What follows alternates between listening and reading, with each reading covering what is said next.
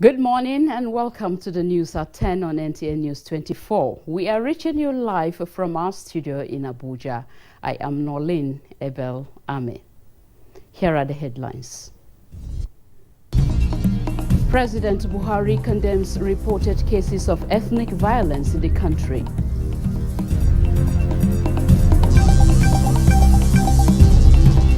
Secretary to the Government of the Federation reassures Nigerians in all geopolitical zones of even spread of infrastructure.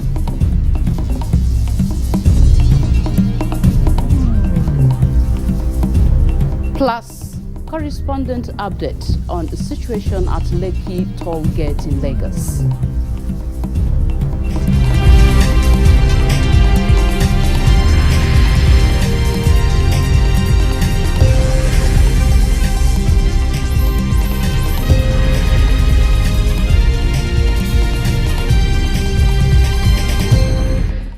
Here is the news. President Muhammadu Buhari has vowed that his government will protect all religious and ethnic groups, whether majority or minority, in line with its responsibility under the Constitution. In a reaction to reports of breakout of violence in some parts of the country by some ethnic and sectional groups, President Buhari warned that the government will not allow any ethnic or religious group to stoke up hatred and violence against other groups. The president condemned such violence and gave assurance that his government will act decisively to stop the spread of any such violence. He appealed to religious and traditional leaders, as well as governors and other elected leaders across the country, to join hands with the federal government to ensure that communities in their domain are not splintered along ethnic or religious primordial lines. Vice President Yemi Osinbajo has expressed deep sadness over the mayhem at Shasha Market in Ibadan, which led to the tragic loss of lives, calling on the people and their leadership to cooperate with government and security agency towards ensuring the return of peace which has been existing among the community for several decades. The Vice President stated this shortly after a condolence visit to the family of late Lateef Kayode Jakonde in Lagos. Jide Onifade reports. Reiterating that violence and chaos know no tribe or religion and put everyone at risk, Vice President Yemi Osinbajo says government, as a duty, will continue to work with the security agencies for effective strategies that will end the security challenges in the country, and that community leaders' efforts must be geared towards peaceful coexistence among all. And there are so many different initiatives, as you know, going on now. That's the role of government, that's the duty of government, and we must do it. We mustn't fail in that duty. But the citizen must support government and must never allow a situation where we take the law into our own hands. The Vice President, accompanied by his wife, Oludolapo, was received by the widow of late Lateef Kayode Jakonde, a one-time governor of Lagos State and Minister of Works and Housing under the Abuja regime. And this is what the Vice President says about the renowned journalist and politician, commonly referred to as Baba Kekere. That he remains a beacon to those who believe that public service can be done honestly, can be done diligently, with the welfare of the people being the primary purpose. I mean, we all know that Jakonde came from the stock of Papa Obafemi Awolowo and what today is referred to as progressive politics.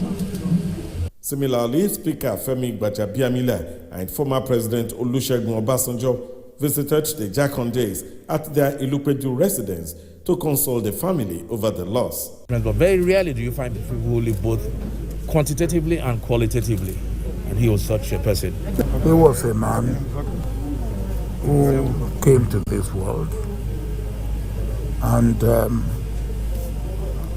what he found, he made it better than he found it, and that is what life is all about. And quoting the Vice President, every day is a new page What we write on it is what matters. In Lagos, Jide Onifade, NTA News. In the same vein, the Director General of the All Progressives Congress Governors Forum, Salihu Mohammed Lukman, has described as unfortunate the violent ethnic clashes in Shasha community in Ibadan, the Oyo State capital. Reacting to the development in a statement, the DG decried the bad conduct of some individuals who instigated the crisis and expressed worry over the reactions by Nigerians on the social media that the unfortunate incident has been driven severally by ethnic profiling. The APC Governors Forum DG noted that it is important that political parties are able to consider new approaches that should challenge political leaders to become leaders and champions of peaceful coexistence. The best way Nigerians can be maximally and confidently competitive in every sphere in the contemporary knowledge-driven world is when events in our country are inspiring citizens beyond the clamor for ethnic hatred, the statement adds. Secretary to the Government of the Federation, Boss Mustafa, says no part of the country will suffer intervention neglect because of its geographical location or political inclination. Boss Mustafa stated this at the inauguration and handing over of road and storm water drainage at the Federal College of Education, Yola, sponsored by the Ecological Fund Office. Yusuf Jika reports. Construction of the road and storm water drainage provides permanent solution to erosion and persistent flooding experienced over the years in the institution. Secretary to the Government of the Federation, Boss Mustafa, said the completion of the project underscores government's concerted efforts and sincerity of purpose in tackling ecological problems and making life more meaningful to the people. There is no doubt that the project will provide a window of opportunities for economic growth of the institution. Permanent Secretary, Ecological Fund Office, Habib Lawan, revealed that the project followed a request by the Provost Federal College of Education, Yola, to arrest the continuous erosion, flood, and other ecological threats in the institution.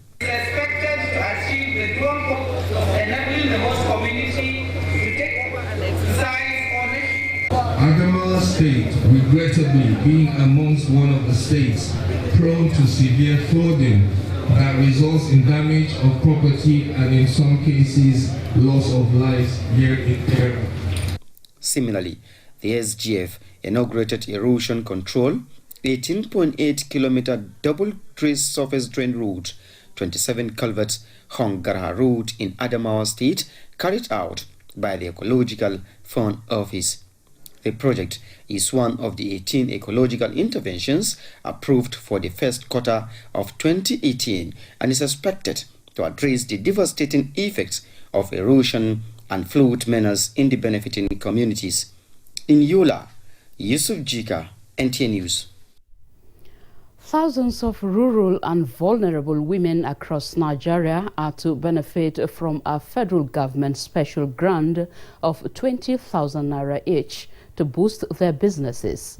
Olabode Arewa reports on the symbolic presentation of the cash to beneficiaries in some states.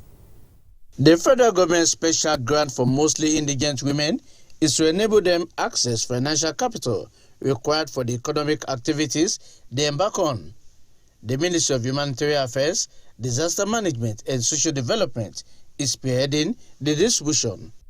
In Ilorin, Raliat Ibrahim reports that the Minister, Sadia Umar Farouk, presented the money to some of the 2,560 women beneficiaries, with optimism about the grant's multiplier effects on the economy. I have personally witnessed the life-changing experiences of people below the poverty line and those that are vulnerable to shocks that have now made a positive turnaround after benefiting from these programs. In Minna, Niger State, Fatima Usman reports that the beneficiaries are appreciative of government's gesture. This 20,000 will take me a long way because I'm running restaurants. They invest us today. I'm very happy. With this now, I'll be able to go a long way in the production of liquid soap and local production. We appreciate the federal government for deeming it fit to carry women with disability along. The grant is part of the social investment program of the federal government designed to lift millions of Nigerians out of poverty. Olabodarewa, NTA News.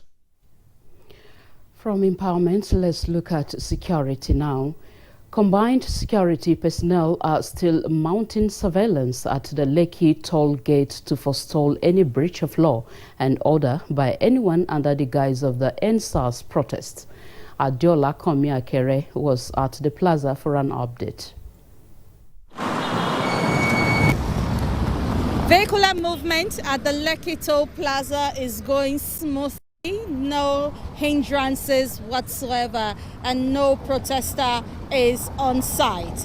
I have spoken with the DPO of Maroko Police Division. Although he declined a camera interview, he said everywhere has been peaceful all morning, and they are going to be here until the CP of Adiola there at the toll gate. All right, the renewed offensive operations by troops of Operation Turata Kaibangu under Operation Lafia Dole Theater have inflicted casualty on the Boko Haram terrorists and the Islamic State of West Africa province criminals. A statement by the Director, Army Public Relations, Brigadier General Mohammed Yerima says among the latest exploit is the ambush by troops on terrorists along Road Banki Junction through Pulka Axis, Borno State. Killing two of the most wanted terrorist commanders, Brigadier General Yerima notes that several arms were recovered from the criminals. The Chief of Army Staff, Major General Ibrahim Atahiru, commended the troops for the feat and further charged them to intensify aggressive clearance of the Sambisa forest and environs.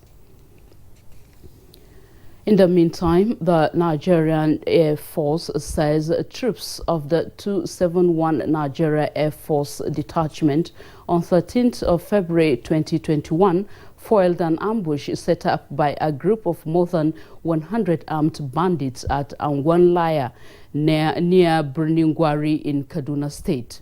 In a press release issued by the NAF Directorate of Public Relations and Information, the gallant troops were able to fight their way through the ambush, killing dozens of bandits in the process. Unfortunately, some NAF personnel paid the supreme price during the operation, while a few others sustained varying degrees of injuries. The injured personnel are currently receiving treatment at the NAF hospital in Kaduna. The Chief of the Air Staff, Air Vice Marshal Oladayo Amau, on behalf of all officers, airmen, airwomen, and civilian staff of the NAF, commiserates with the families of the fallen heroes and prays that the Almighty God grants their souls peaceful repose. The news at 10 is reaching you live on the network service of the NTA. Still ahead, widows in Abuja get a test of Valentine's Day.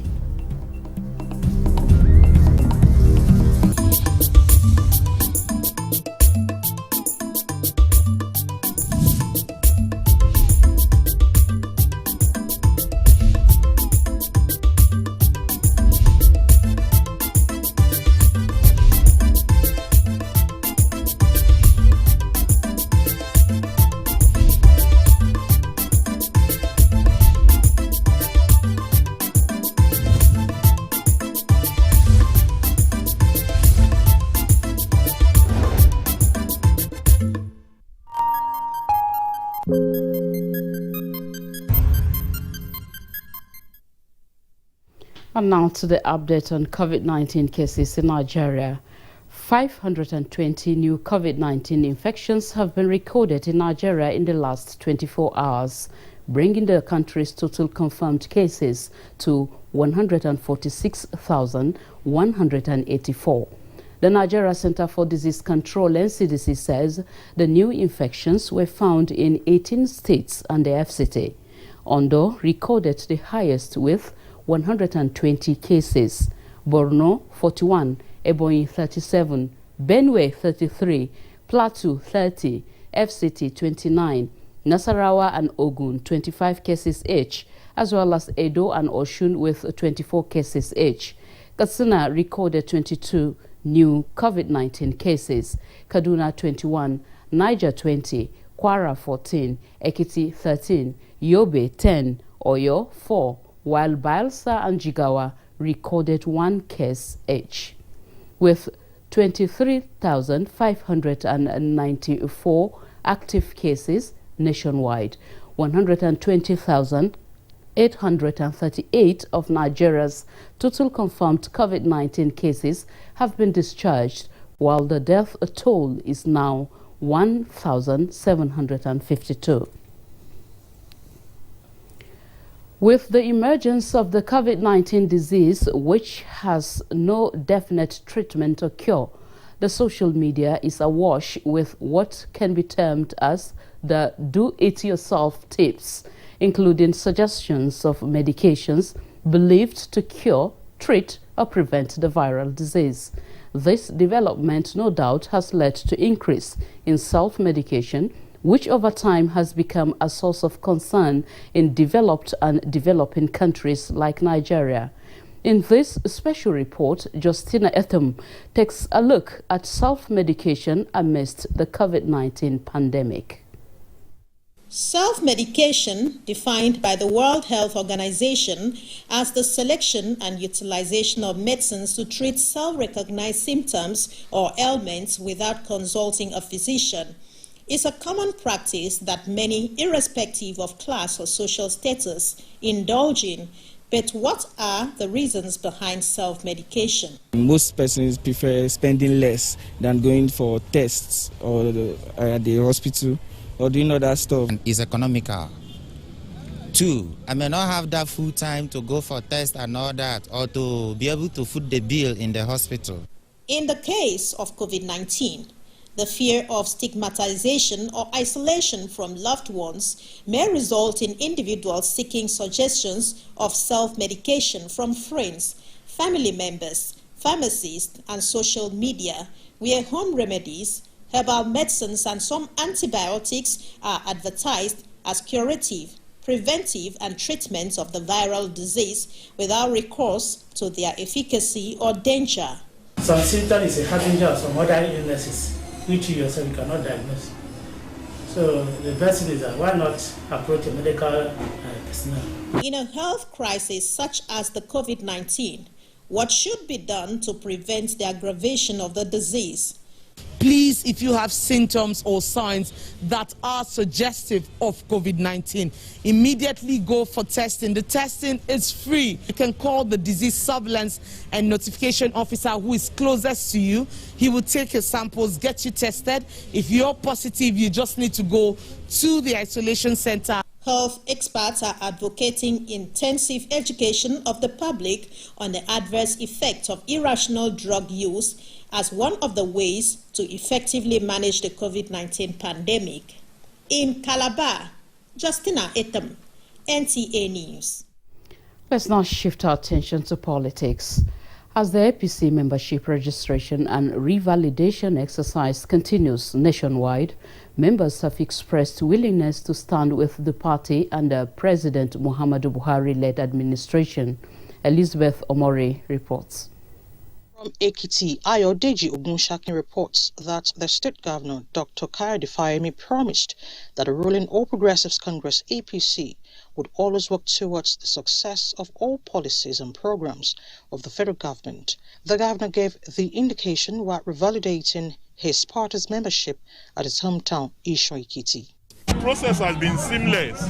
In Lagos, the Minister of Works and Housing, Babatunde Raji Fashola, says the APC revalidation exercise provides an opportunity to build an enduring database of membership and create a platform for prospective members to benefit from the party.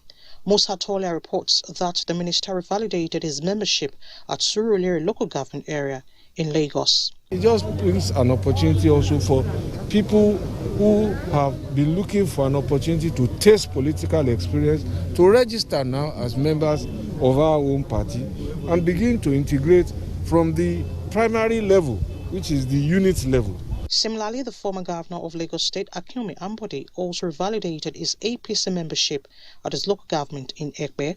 The former governor, who completed the registration exercise with his wife alongside other APC members, commended APC leadership for repositioning the party for future elections. He urged Nigerians to join the winning train, which guarantees dividends of democracy.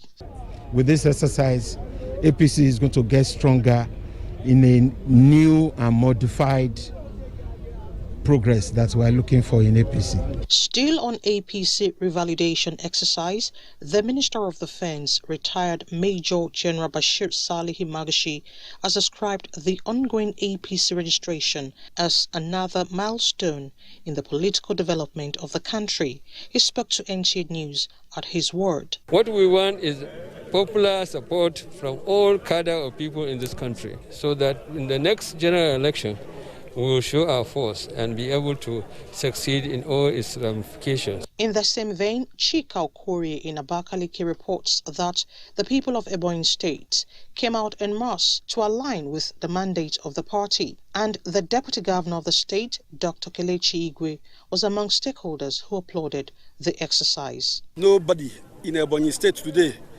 that will indict this administration or the governor for non-performance. That shows that haven't come to the mainstream of politics in Nigeria and partisanship, that Ebonyi people will benefit more.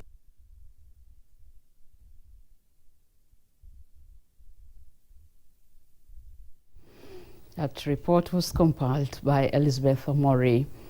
The political class has again been reminded of the need for them to close ranks towards the attainment of a more united Nigeria.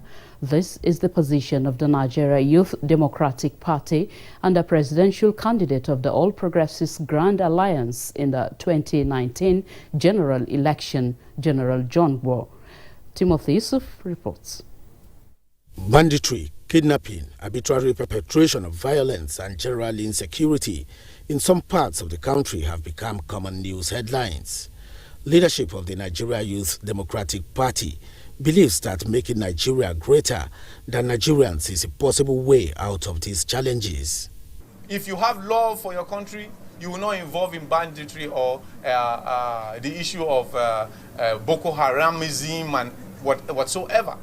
A 16-man board of trustees chaired by Archbishop Sam Zuga was also unveiled in an effort towards active participation in the 2023 general elections. Insincerity should be abolished. We should be sincere to ourselves before we can be sincere to our country. In a similar initiative towards building a better country, the Patriotic Action Nigeria, chaired by the presidential candidate of the All Progressives Grand Alliance, ABGA, in the 2019 general election, General John Gwo, is of the view that no one can come from the outside to fix Nigeria, but Nigerians themselves, especially the political elites. The unity of Nigeria is the key to youth development, hunger eradication, and women empowerment. All these are possible only when Nigeria becomes united. I want Nigeria to remain a united nation, a united country. He also identified the traditional leaders as important stakeholders of the Nigerian project. In Abuja, Timothy Yusuf, NTA News. Away from politics to love now. Love is always a beautiful thing, and no one wants to be left behind on a day this virtue is celebrated. So, on this year's Valentine's Day, a non-governmental organization, Helpline Foundation for the Needy, showed love to 150 widows and vulnerable persons. Olusheye Adiagbo tells us more. Valentine's Day, a much-awaited day when love fills the air. But unlike for some, where the love is shared among loved ones, Helpline Foundation for the Needy is extending love to these widows and children at orphanage. Blessing Lawrence, a mother of one, shares a memory of Valentine's Day when her husband was still alive. It was a very sweet one then, okay, before we used to look forward to it. Used to prepare, sometimes it gets me surprise things. But this story changed from 2011 when she became a widow, and for her and many others in her state, every gift of love brings joy and hope. I'm very, very happy today, and I'm surprised because I have not seen something like this for a long time. The founder and the president of Helpline Foundation, Dr. Jumei Amodo, has been helping us, and we pray for all of them for long life, prosperity with good health. On this year's Valentine's Day, Helpline Foundation is distributing consumables and clothes, though its plans would have included a party as was done in previous years. This is not possible with COVID-19 protocols. Because a lot of these women go through some trauma emotionally and psychologically. But just knowing that you have people who are thinking about you really goes a very long way to ease their burdens. And that's why Helpline Foundation has done this for years now. We are celebrating the orphans and the widows just for them to know that, yes, they are still part of us and they are human beings. Partners and beneficiaries were thankful to the organizer, describing the gesture as an experience they will not forget. In Abuja, Olusheye Adiagbo, NTA News. You're watching the news at 10 on NTA News 24, reaching you live from Abuja. We'll pause here for a break.